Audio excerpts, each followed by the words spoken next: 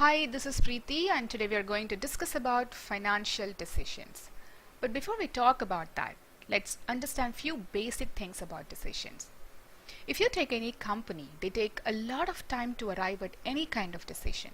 The decision could be on buying assets, the decision could be on hiring a new manager, or it could be on borrowing funds for its operations. So if you look at it, they spend a considerable amount of time and effort to arrive at a decision. But how much of time and effort differs from case to case? So in the case of financial decisions, they are very crucial decisions taken by the finance manager. It involves deciding on the sources from which the company can borrow money among various sources available. It is usually taken by a group of people in the company by discussing, calculating, evaluating all the sources. They do this all because no company is going to get funds for free. People putting their hard-earned money into the business of your company expect something in return over and above what they have invested. So some may expect 10% more than what they have invested, some may expect 15% more than what they have invested, and so on. So it all depends on the source from which the company is going to borrow. Also, in terms of repayment, some may have to be repaid within 5 years and some may be repaid within 15 years and so on.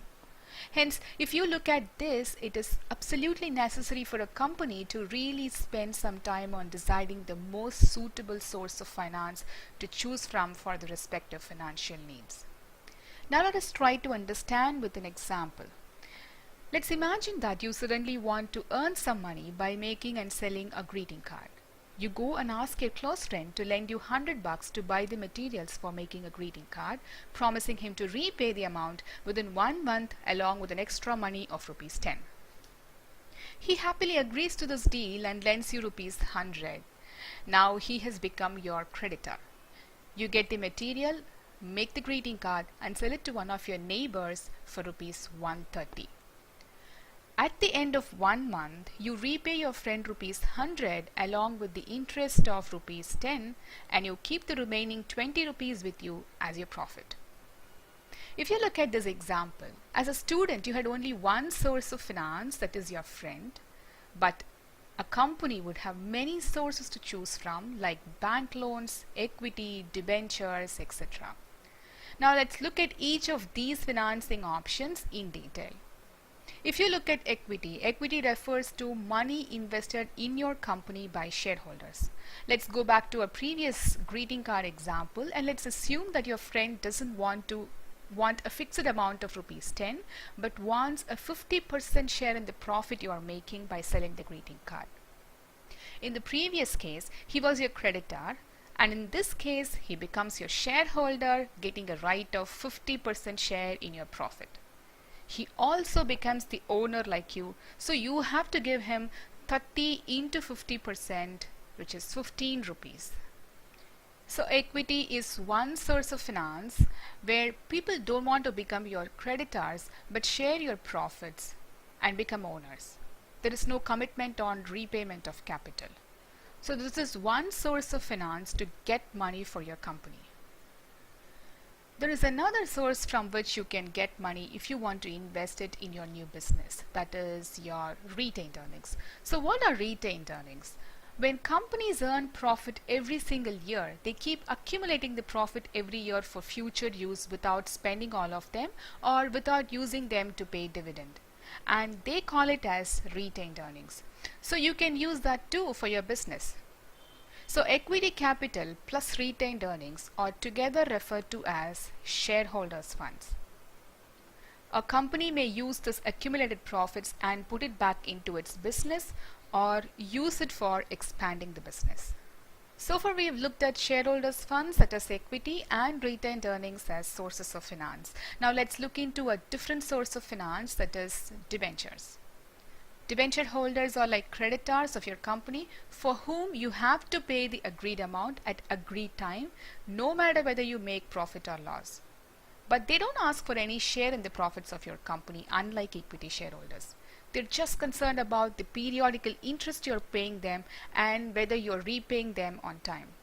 They're sure going to get frustrated if you don't repay them on time like this person right here. Fine.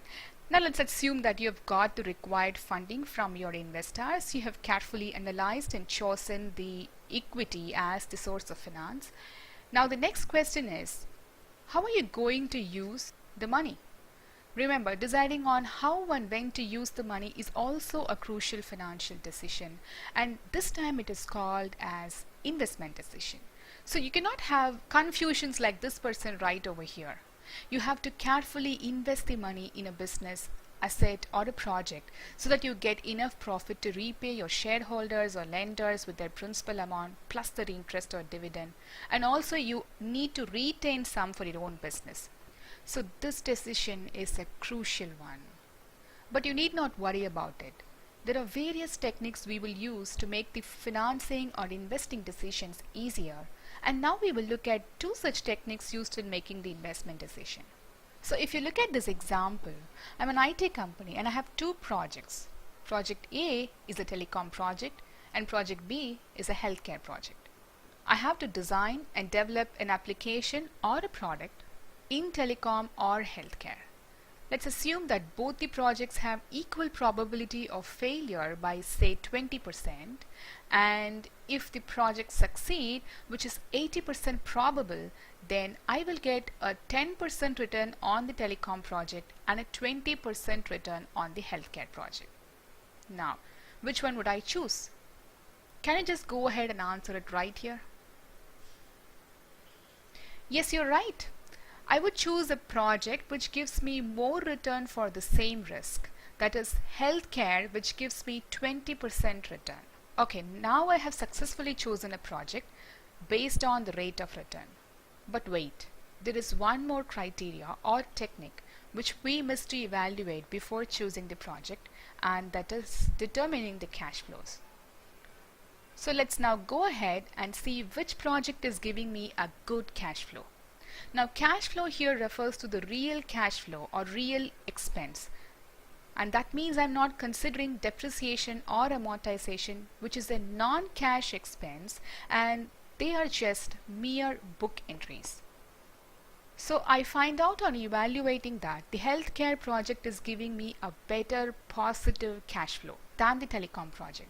So I'm going to go ahead and choose healthcare project as my investment option, since it is better both in terms of rates of return and net cash flow.